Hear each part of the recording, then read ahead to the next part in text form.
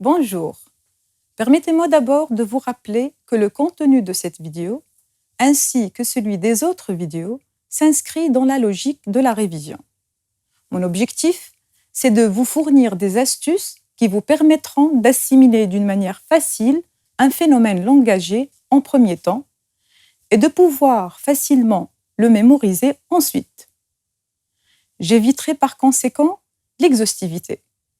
Je focaliserai plutôt sur certains aspects de la langue pour vous permettre d'en saisir le fonctionnement. Nous allons à présent faire une révision pour vous préparer à l'écrit, à l'essai. Dans l'acte d'écrire, deux moments se superposent. Premier moment, la rédaction. Quand vous êtes devant l'énoncé du sujet. Deuxième moment, la préparation de l'écrit. C'est un travail qui se fait en amont. Dans cette vidéo, nous allons aborder la phase rédaction. Une autre vidéo sera consacrée à la phase préparation. Le traitement du sujet passe par 3 étapes. L'analyse du sujet, la recherche d'idées, le développement.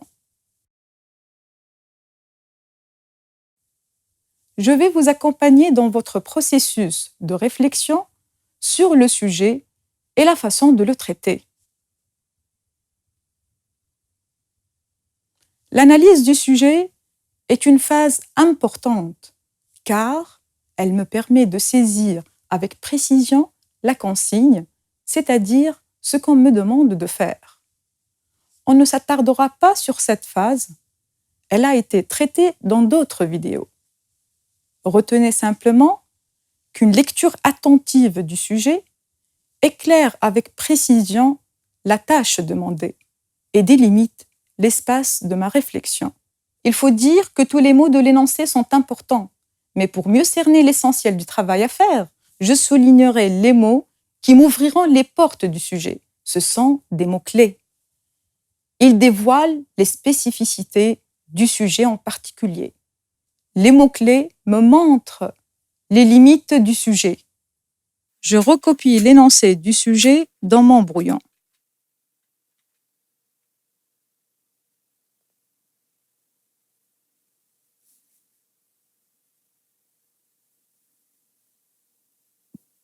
De nos jours, les médias. Média est un mot important, il précise le thème. Ce mot rejoint l'expression technologie de la communication, qui est plus générale. Le thème est donc les technologies de l'information. Dans notre programme, il correspond au centre d'intérêt, l'appel de la modernité. Est-ce que je vais me lancer dans la rédaction pour écrire ce que je sais sur les médias? Est-ce que je vais parler des avantages des médias? Ou des inconvénients, tout simplement? Bien sûr que non. Si c'était le cas, on me demanderait simplement « Que pensez-vous des médias ?» On va aller plus loin pour chercher l'angle d'attaque du sujet, la problématique. Je souligne alors « meilleure qualité de vie ». Pourquoi? Parce que cette précision établit le rapport des technologies de la communication et de la vie en société. Mais j'ai une contrainte, c'est-à-dire une obligation. Relier la technologie de l'information obligatoirement à la qualité de vie. Technologie de l'information et qualité de vie représentent les deux faces d'une même médaille. Je dois garder à l'esprit ces deux éléments durant toute la rédaction. Dans la consigne, l'expression « opinion personnelle », vous développerez sur la question « une opinion personnelle »,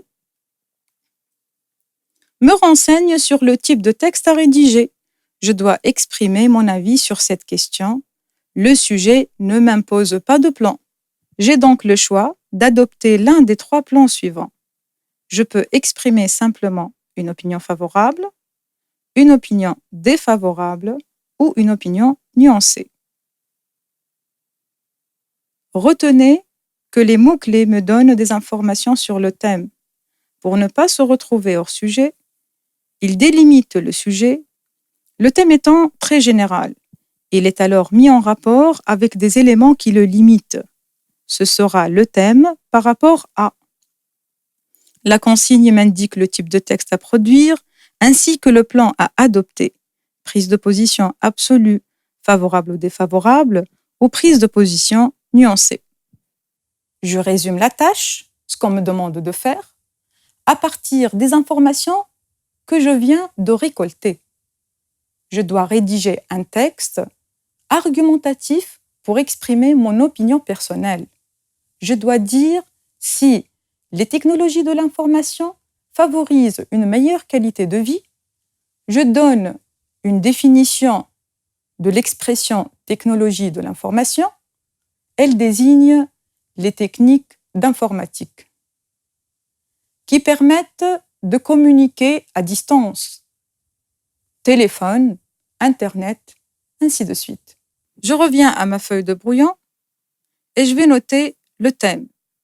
Technologie de l'information en rapport avec le centre d'intérêt, l'appel de la modernité.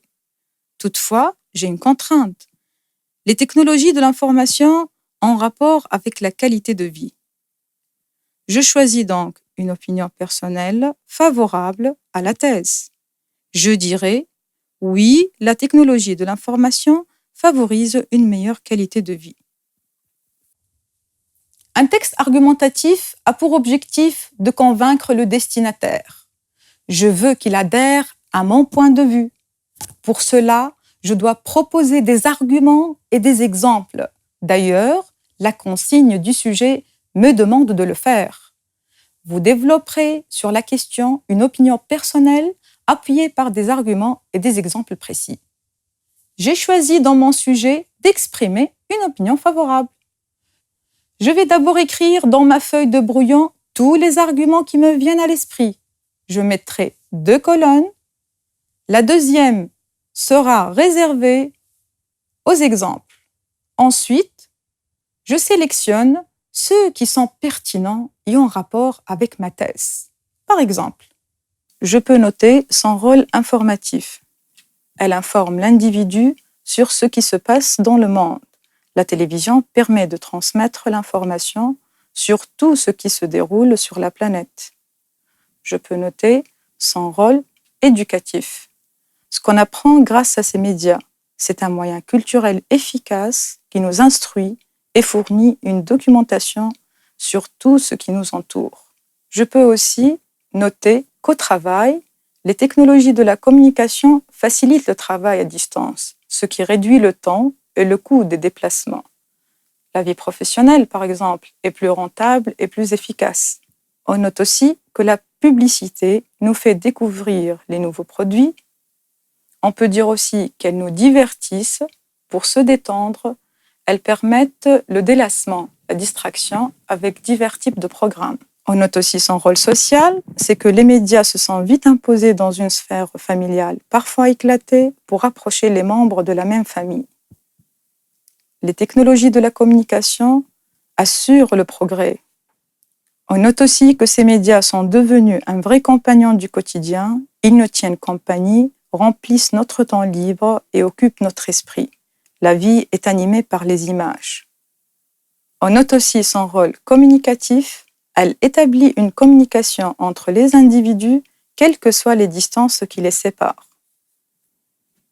On passe ensuite à son efficacité économique parce qu'elle facilite le travail des entreprises, ce qui augmente sa capacité concurrentielle et va se répercuter sur les salaires des travailleurs et permettre ainsi de faire de nouveaux recrutements. Enfin, on peut dire qu'en formation, ça joue un grand rôle parce qu'elle permet de suivre des cours de formation à distance, elle augmente le nombre de participants qui ne peuvent pas se déplacer et on apprend à son rythme, sans subir les contraintes du présentiel. L'apprentissage est plus efficace. Revenons maintenant à nos arguments. Pour le premier, lorsque je dis qu'elle informe l'individu sur ce qui se passe dans le monde, il manque la contrainte, c'est-à-dire le rapport avec la qualité de vie. Comment cela peut-il améliorer la qualité de vie? Je dois ajouter l'information arrive jusqu'à nous. Je me positionne mieux par rapport aux événements et je peux aisément prendre position vis-à-vis de sujets divers. Et je peux prendre comme exemple que lors d'un débat entre amis ou en classe, je peux aisément y participer, je comprends leurs idées et je peux interagir car j'ai puisé des informations dans les médias ou dans Internet. Pour le rôle éducatif, ce qu'on apprend grâce à ces médias, c'est un moyen culturel efficace qui nous instruit et fournit une documentation sur tout ce qui nous entoure. Cet argument rejoint l'argument précédent, donc il y a répétition. Je peux tout simplement le développer avec l'argument précédent.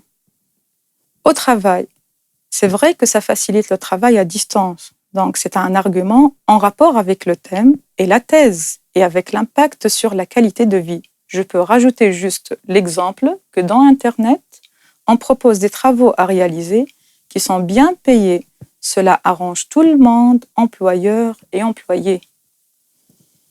En ce qui concerne l'idée de la publicité, cette idée n'a aucun rapport avec la thèse.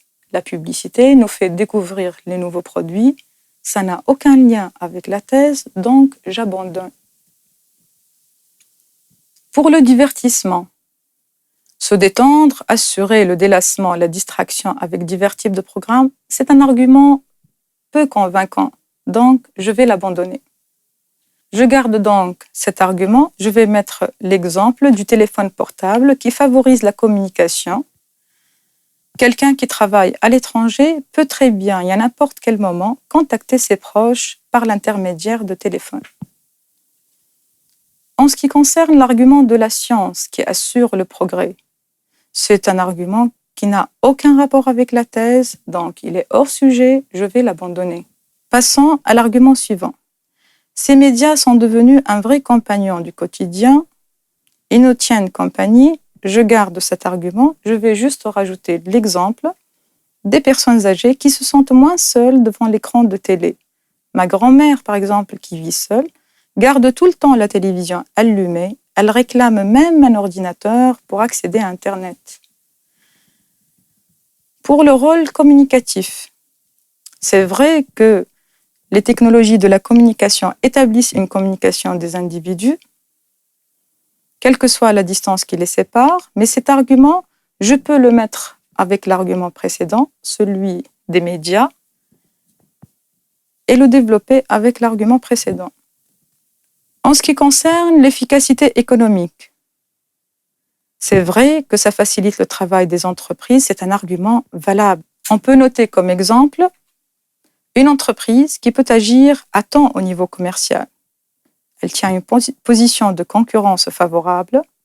La prospérité des entreprises et de l'économie atténue le taux de chômage et crée de postes d'emploi, ce qui améliore la qualité de vie des individus. Pour le dernier argument, c'est vrai qu'en formation, ça a beaucoup d'avantages. C'est un argument qui est en rapport avec le thème et que je vais garder. Je vais rajouter juste l'exemple qu'en éducation, on peut regarder des vidéos qui expliquent les leçons quand on veut, avec la possibilité de mettre des pauses et de revoir les séquences. C'est plus motivant. Retenez qu'il est impératif de commencer par analyser le sujet, c'est-à-dire faire une lecture attentive. Trouvez les mots-clés qui vous orientent sur le thème, la thèse et le type de texte à produire. Passez ensuite au résumé de la tâche demandée. Et enfin, fixez le plan. Exprimez une opinion favorable, défavorable ou nuancée avant de passer à la rédaction. Retenez aussi qu'après la recherche des arguments et des exemples notés sur votre feuille de brouillon, ne gardez que les plus pertinents, les plus convaincants. Merci et au revoir.